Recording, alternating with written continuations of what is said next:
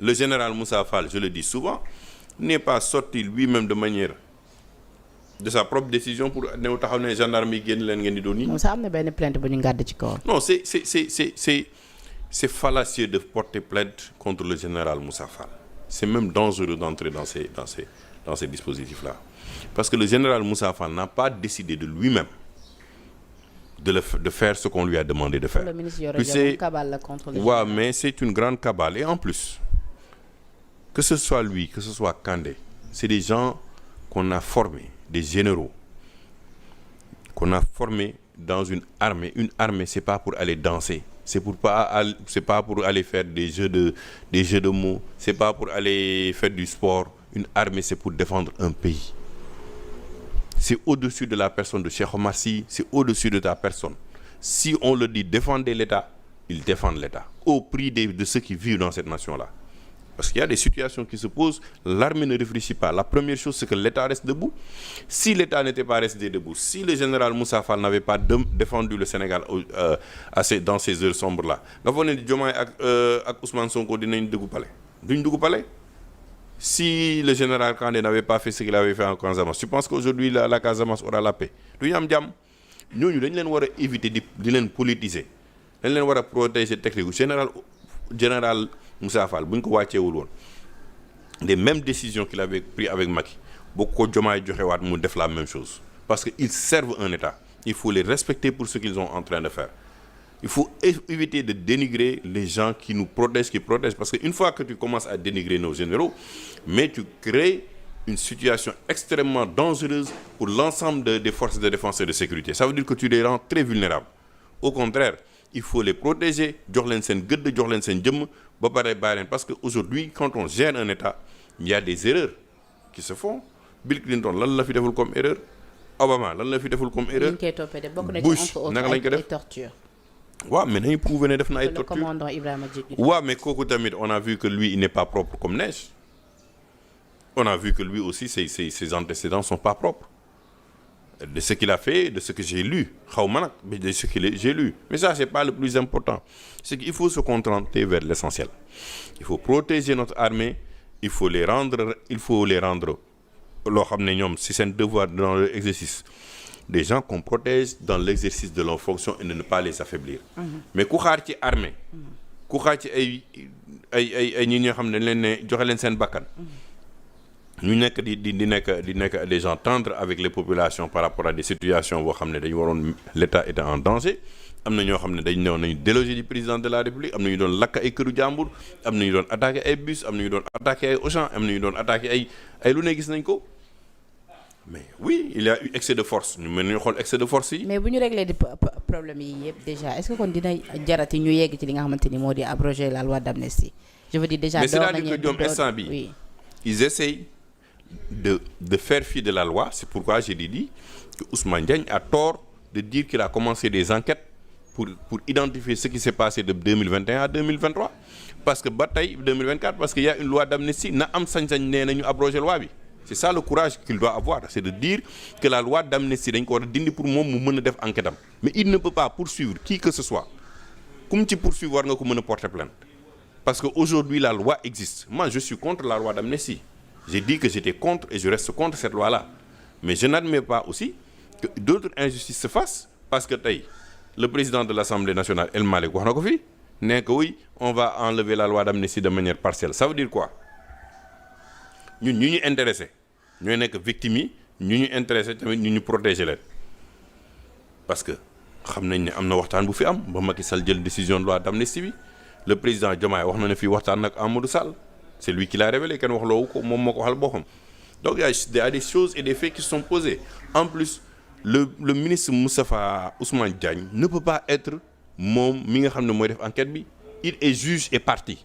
Yow ce ministre le premier ministre nee na la bu ma la nee defal ça veut dire que yow tu ne peux plus être crédible dans cette histoire-là. Il faut une commission d'enquête indépendante composée de gens indépendants ñu teg commission d'enquête indépendante boobu ñu ne par rapport aux événements de 2021 à 2024 on va identifier les acteurs, on va identifier qu'est-ce qui s'est passé. Maintenant, on s'assoit autour d'une table, président jël décision, on va vers une réconciliation nationale. mais léegi yaa ngi nii yow vous avez toujours été contre li nga xamante ni moo di loi d'amnistie alors que dégg nañu Aïssata Tall Sall ni pour abroger ko moom limite dina nekk chose impossible.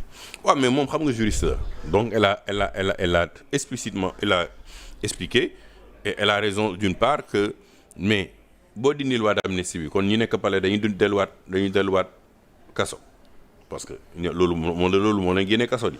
mais laaj naa ko benn juriste mu ne du leen concerné parce que ñoom dañoo am li nga xamante ni moo di immunité. ban immunité la. le président de la République ak le PM. le PM n'a pas d'immunité. ban immunité moo nekk ci PM. non soyons logiques avec nous-mêmes si on veut que la loi d'amnistie soit levée il faut que tous les protagonistes de cette période-là paient le prix. On ne peut pas aller dire que Macky Sall va payer le prix après ñi dañu am immunité duñ fi toog parce que ils étaient les protagonistes directs ñoom ñoo indi xeex bi entre ñoom. Macky Sall n'est plus président. Oui, mais Macky Sall n'est plus président, mais c'est un ancien président au même titre que le président actuel qui jouit d'une immunité. Sinon on n'aurait pas parlé de. Oui, mais bu leen lay wane Macky Sall am na immunité kon dans ce cas là ñoom dañuy wax waxu traduction ci li nga xamante ni moo di haute cour de justice bi. waaw ma ne haute cour de justice. parce que ñoom déjà su fekkee ñi ngi wax waxu haute cour de justice boobu ñuy wax haute cour de justice boobu ñuy wax. c'est pour les personnes qui ont des responsabilités qui ont été. yoo xam ne ça dépasse même c'est la question de l'immunité. il faut ñu mën ko dindi. oui mais ñoom dañoo jàpp ni Macky Sall c'est l'unique responsable de. mais moom ñoom la lañ jàpp mais pourquoi ñoom ñu war a mën a jàpp loolu Macky Sall dafa xeex ak boppam est-ce que Macky Sall dafa jékki saa rek ne génn leen ci mbedd bi ngeen xeex force de fronde dañuy taxaw fii yéen xale yi ngi taxaw leen fa la ngeen xeex ak ñoom c'est faux Ousmane Sonko a explicitement il a ouvertement dit dañuy gatsa dañuy def yëfu Samuel Doe dañ koy génne palais. kon daal da nga jàpp les responsabilités sont partagées. non les responsabilités mënul dañ c'est la vérité c'est la réalité. il y a eu mais yow dafa mel ni man ak yow ñuy xeex. mais pour xeex il faut 2 personnes Macky Sall mënul xeex ak boppam les forces de défense et de sécurité mënuñ xeex ak seen bopp. nee nañ ci boobu la jamono Macky en tant que président également chef suprême des forces armées peut-être yee di dogal yi ci moom la dam jóge. mais je te dis un état qui est en danger ñoom du tey ñu ngi nii boo bëggee manifester ay manifestations yu bëri duñ ko tere lu tax autorisé wu ñu yenn manifestations yi lu tax ñu jël Bougane téye ko fële ba mu demee fële. Tamba parce que c'est un président de la République c'est l'armée qui protège le président de la République c'est les forces de défense et de sécurité qui protègent le premier ministre. donc moom en tant que président ñu ne ko yow dëkk bi ñu ngi attaqué ñi ñi ci ay Auchan di attaqué ñi ñi ci station de service bi nekk autoroute à péage lan moo ko lakk bi nekk Sacré-Cœur lan moo ko lakk bi nekk Supéco bi nekk Golfe Sud lan moo ko lakk mais c'est des jeunes à qui on avait demandé d'attaquer de sortir mais qui a demandé à ces jeunes de sortir c'est Macky Sall je veux savoir. loolu la ñu war a leeral nag. ah non mais non kan moo laaj population bu mu génn wala force de défense yi dañu waroon toog ñu yàq dëkk bi yëpp. toj nañu di BRT yi yàq fi ñu yàq yëpp après ñu ne Macky Sall moom moo ko def je suis désolé si Macky Sall est responsable parce qu'il y a excès de force je peux être d'accord par rapport ak nu ñu traité yenn nit ñi par rapport ak torture yi wala affaire yooyu autant Macky Sall est responsable dans cette période-là autant Ousmane Sonko est responsable par rapport à ça parce que il a tenu des propos pendant cette période-là donc li ma la wax du dañ. amnistie bi ça concerne les deux. Les faits concernent les deux. Si on doit juger on juge les deux loolu mooy yoon loolu mooy justice. D'accord. Mais gëmuma ne tey ne Macky Sall est seul responsable.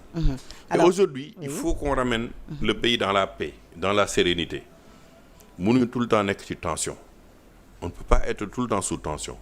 bu nekkee nag ñoom seen mandat bi ci lii lañ ko bëgg a teg xëyru ñu dem ci mais je ne vois pas de valeur ajoutée actuelle parce que justice bi dafa war a def liggéeyam de manière indépendante.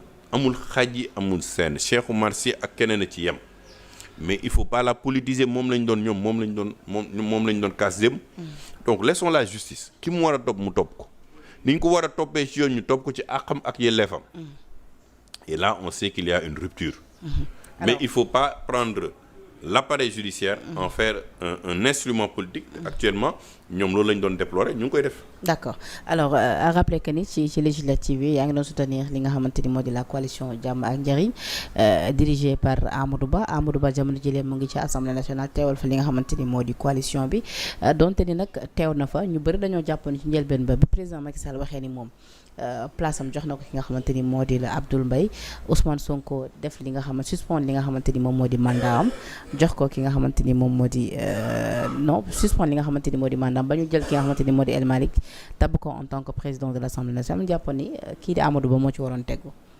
non dañ ko jàpp c'est une décision libre Macky on comprend il n'est pas là il n'est que dans ce Ousmane Sonko il est quand même président il est premier ministre donc il a des charges il a préféré il l'a dit je n'ai rien à dire à propos de ça c'est un choix personnel Amadou bu na dee décidé teg Assemblée nationale c'est son choix personnel bu bëggee tamit génn c'est son choix personnel pour l'instant il a décidé de rester bon jugeons de ce qu'il va faire est-ce que dina participer ci débat yi est-ce que dina indi expertise am est-ce que ça dépend de Amadou Ba. noo gisee déjà li nga xamante ni moo di toogaayam ci assemblée.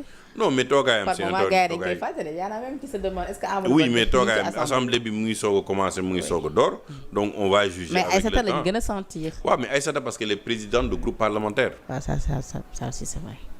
parce que le président de groupe parlementaire Ayib Daffé président de groupe parlementaire Aïssata Tall Sall actuellement ñooy dundal Assemblée nationale les gens oublient même que le président El Malick il fait partie du groupe parlementaire de Ayib Daffé donc Ayib Daffé est très puissant dans ce qu'il fait Aïssata Tall Sall elle a plus de temps de parole que les autres en tant que président de groupe parlementaire moo taxoon ñu waroon wàññi les groupes c'est-à-dire le nombre 16 la tey ñu war ko wàññoon ba 10 ba ñeneen mën a constituer groupe parlementaire l'animation de l'Assemblée nationale aurait été plus importante et intéressante Wade defoon na ko ay réformes la yoo xam ne dañ ko ci apporter. non Wade defoon na ko mais c'est l'erreur de Macky ba mu ñëwee pour balayer la route aux gens de Rewmi ci la ko njëkk a def yóbbu ko yëkkati ko ils ont posé des actes politiques qui aujourd'hui les poursuivent parce que dama gëm ne Assemblée nationale c'est une vie de la nation qui est là-bas dañu war a débattre dañu war a waxtaan on a entendu Thierno Alassane Sall mu ngi fa wax na Aïssata Tall Sall wax na ñeneen du pouvoir ñoom tamit ñu ngi défendre les Guy Marius Sagna ñu ngi wax di défendre seen pouvoir c'est ça la vie parlementaire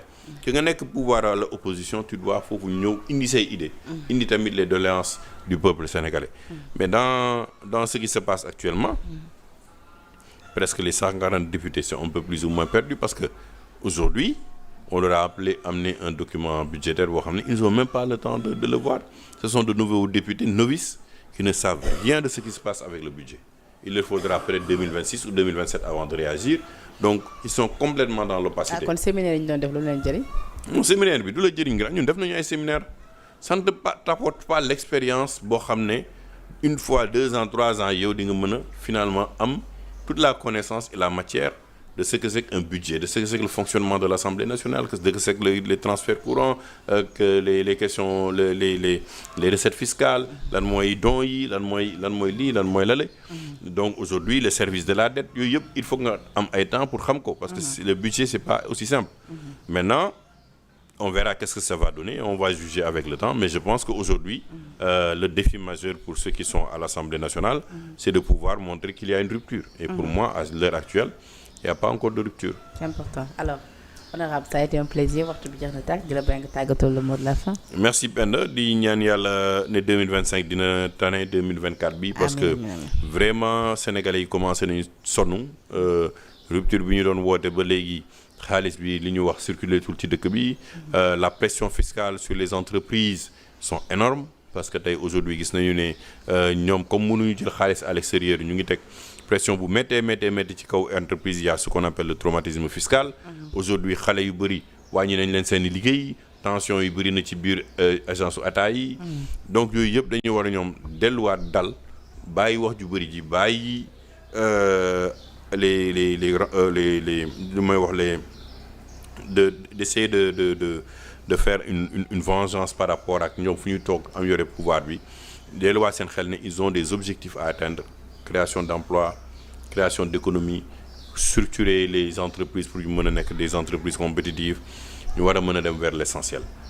Vraiment ñi ñuy delluwaat ci jàmm qu'on soit encore une famille boo xam ne tey notre priorité à nous tous c'est non pas d'être seulement que l'économie sénégalaise marche, mais que nous soyons aussi des fers de lance pour mener conquérir l'Afrique de l'Ouest, mais l'Afrique de manière générale, c'est là où la vraie question est. C'est important. Alors mu nekkoon ki nga xamante ni moo di Cheikh Oumar Sy, ancien député également bokk ci coalition bi di Jàmm ak Njariñ.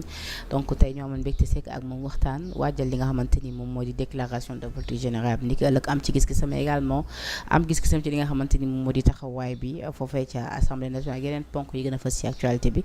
Donc ça a été un plaisir de le recevoir sur ce plateau de Minutes de Vérité. Di remercier également la régie Babacar moo nekkoon ci machine bi, di remercier tuuti ak ñëpp ñi nga xamante ni saa su ne ñu ngi jàpp ci liggéey bi, yéen également suñuy fidèles internautes yi nga xamante ni safoo programme yu Sénégal 7 TV ñu ngi leen di jaajëfal jërë ngeen jëf.